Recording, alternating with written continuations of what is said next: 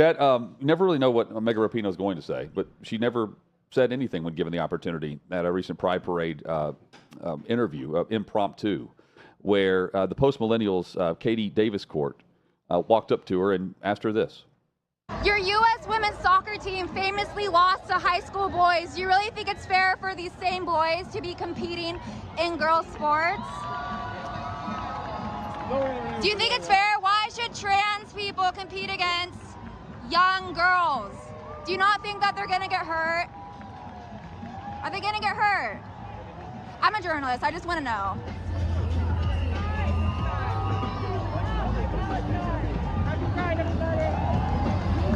Megan! Sign it, go on, hold!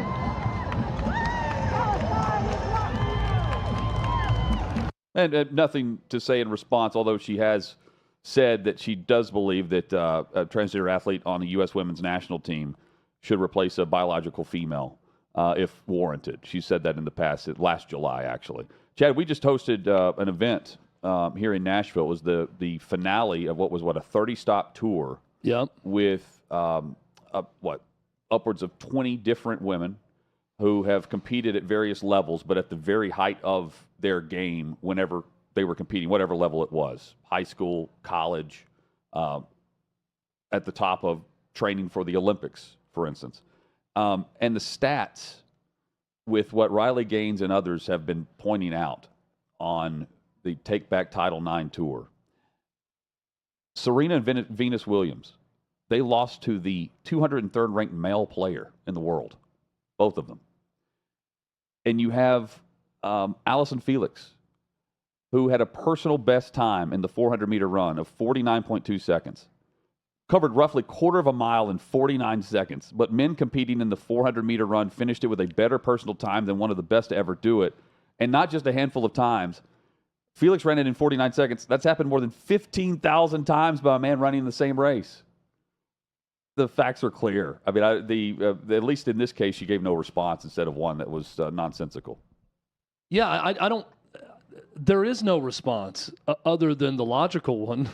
Yeah, there is. No, I mean, we talked to a young woman who was seriously injured in a volleyball match, where a biological male spiked the ball on her face in high school and caused serious damage. I mean, it's just it's irrational.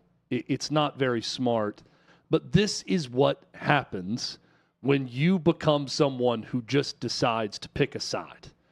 All right? And what I mean by that is when you don't think for yourself. We've become a society that too often just doesn't really look at any issue and think for yourself on the issue. We decide, and Megan Rapinoe is very guilty of this, where she says, well, I think that the people that I mostly agree with on most topics are leaning this way, so I'm going to take some blades of grass up off the ground, throw it in the air. Oh, it's blowing left, so then I'll go this way on that, even though it makes no sense. As someone that's a high-level athlete and has competed very well for her country, it doesn't make any sense. But this is Megan Rapinoe saying, well, I agree with this side, and this side seems to take this stance on it, so I'm just going to go with this side on this stance, even though it makes no sense at all. And when you stop critically thinking for yourself, you're left on a parade float not answering a direct question because there is no answer that's going to make her look okay based on what she's already said, and she knows it. Well, and she would know what it's like because in 2017, the U.S. women's soccer team lost 5-2 to a 15-and-under boys team. They lost that match to teenage boys literally 2 years before winning the Women's World Cup. Did you know about this before this whole thing started? Like, I did not know about that until she answered the way she did on the trans in sports issue. No, that fact. But the woman asking the question said, "You famously lost." Yeah. I was like, I didn't know it was that famous. I didn't know the circumstances behind it. So you learn something every day. I've known about it now since Megan Rapinoe took this stand on this side of it. It's illogical. The whole thing is illogical. But when you allow yourself to get indoctrinated where you're just going to take the side of people that you listen to in commentary on every single issue, and you don't look at each issue differently and critically think and decide for yourself, you get a lot of people who become sheep that will say one thing, and then when they're presented with evidence that shows, oh, maybe this doesn't make any sense. Well, then you're in a They're corner. not going to change their mind. If you don't want something or you're not for something, then you hate something, right? Or you hate someone. We're saying you just shouldn't play the sport in this case. Right. It's not transphobic like Megan Rapinoe would want you to believe. It's simply saying men should not compete against women at the sport level. No one's saying that people shouldn't exist. Right. Or this shouldn't happen. Or there's no human rights involved here. Yeah. Of course there are, Right. and there should be. It's a very simple question and thing to talk about, but Megan Rapinoe, in an attempt to make something simple because her side is saying one thing about it, has made it even more complicated to answer with a straight face. So now there's just no answer when you're confronted with that question. According to SheWon.org, there have been instances of more than 690 female athletes affected, 998 medals, records, and scholarships unfairly won by men that were intended to be won by women. That is crazy to me, that it's that number. Yeah.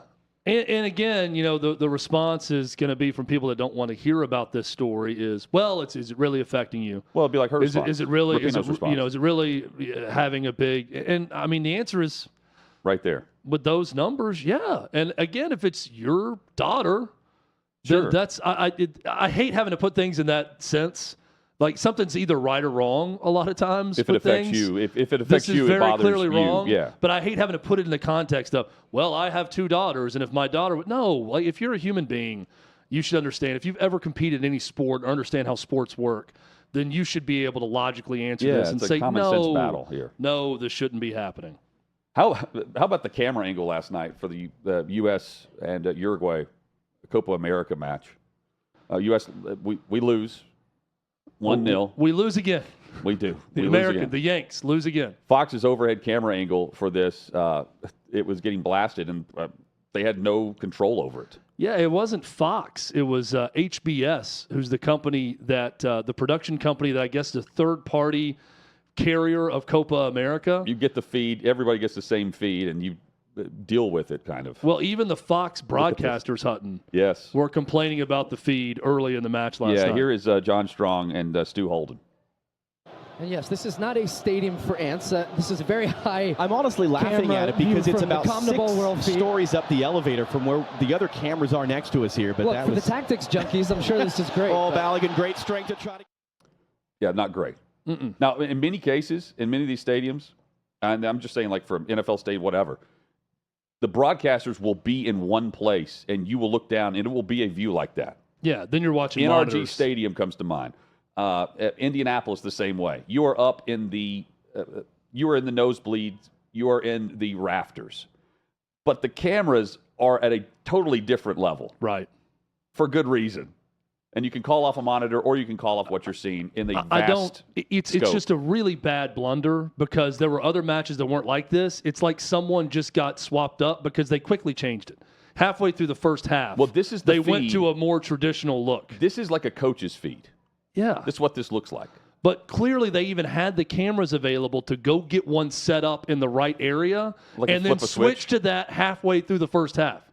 So Fox executives are bitching to HBS saying, fix this. Thank goodness. We've gone live and no one can see the match, and we're getting shredded online on every social media outlet thinking that it's us at Fox that made this decision with the cameras, and it was you, and then eventually they fixed it after their own announcers are complaining about the camera angle. And this is at Arrowhead Stadium. This is why I bring up the camera angle. Like this is like the all-22 version coach's feed that you would get. The bird's nest. Yeah, and then everyone's watched a game from Arrowhead. We know it's fine.